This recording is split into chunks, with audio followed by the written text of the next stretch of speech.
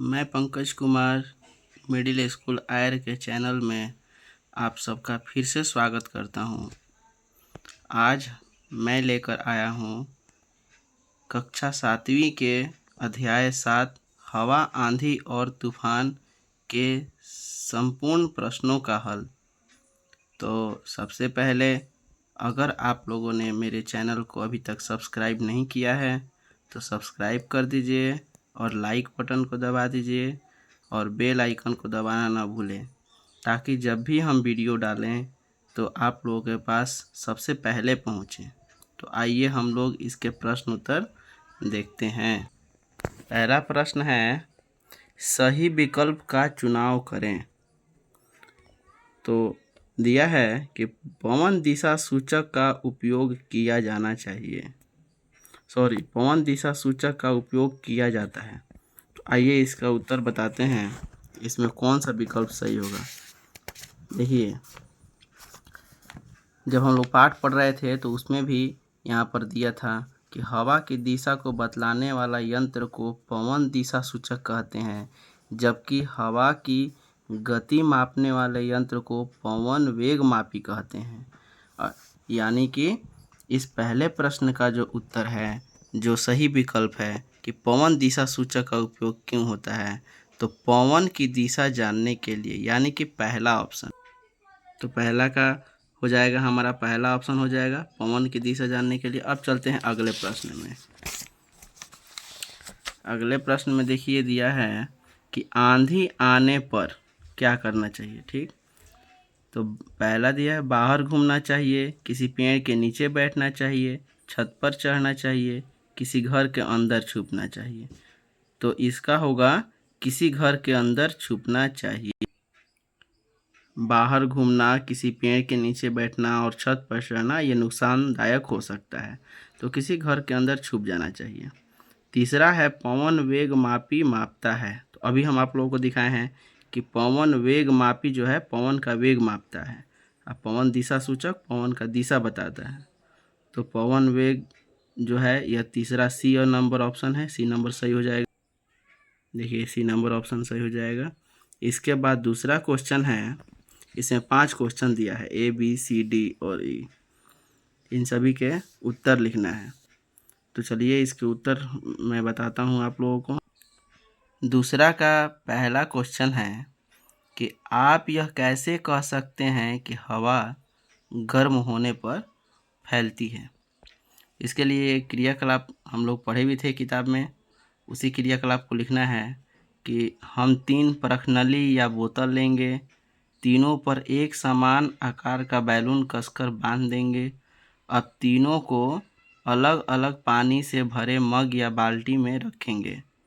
एक को सामान्य जल में, दूसरे को गर्म जल में तथा तीसरे को ठंडे जल में रख देंगे। कुछ देर के बाद अवलोकन करने पर पाएंगे कि गर्म पानी में जो परखनली या बोतल रखा गया है उस पर बंधा बैलून फूल गया है। इस प्रकार हम कह सकते हैं कि हवा गर्म होने पर फैलती है। आइए इस चीज़ को हम किताब में भी दिखाते हैं, कहाँ पे पढ़ाए, कहाँ पे दिया हुआ है। देखिए, हवा, आंधी, तूफान, इस किताब के पेज नंबर 102 में देखिए यही क्रियाकलाप दिया हुआ है। इसी क्रियाकलाप को लिखना था इसमें। अब बढ़ते हैं अगले प्रश्न की ओर। अगला प्रश्न है कि एक गतिविधि बताएं जिससे यह पता लगे कि वायु दाब डालती है। तो इसको क्रियाकलाप देखिए, गतिविधि लिखना है इसमें। तो प्लास्टिक की बोतल में गर्म पानी आधा भर देंगे, बोतल की ढक्कन कसकर बंद कर देंगे। अब इस बोतल को ठंडे जल से भरी बाल्टी में डाल देंगे। कुछ देर के बाद देखेंगे तो बोतल पिचक गया है। यह बाहर के वायु दाब के कारण होता है। देखिए, जब गर्म पानी भरेंगे किसी प्लास्टिक के बोतल में तो उसके अंदर का जो हवा है वह गर्म होकर जलवाष्प में बदल जाएगा। जो गर्म पानी से वाष्प निकलेगा सब जलवाष्प में बदल जाएगा। और जैसे उसे ठंडे पानी के बाल्टी में डालेंगे तो अंदर का जो जलवाष्प है वो ठंडा होकर फिर पुनः जल में बदल जाएगा। इसके कारण बोतल के अंदर का जो हवा है, जो वायु है, वह नगण्य हो जाएगा, सब समाप्त हो जाएगा, सब जल में परिवर्तित हो जाएंगे। तो बाहर का वायु जो है उस पर दबाव डाल के क्या करता है कि बोतल को पिचका देता है। अब चलते हैं अगले प्रश्न की। अगला प्रश्न है कि तेज हवाएं उस क्षेत्र की वायु दाब कम कर देती है कैसे। हम जानते हैं कि गर्म हवा हल्की होकर ऊपर उठती है तथा हवा का वेग बढ़ने पर वायु का दाब कम हो जाता है। हवा जब वेग बढ़ता है, तेज हवा चलता है तो वहाँ का दाब कम हो जाता है। इसलिए जब किसी क्षेत्र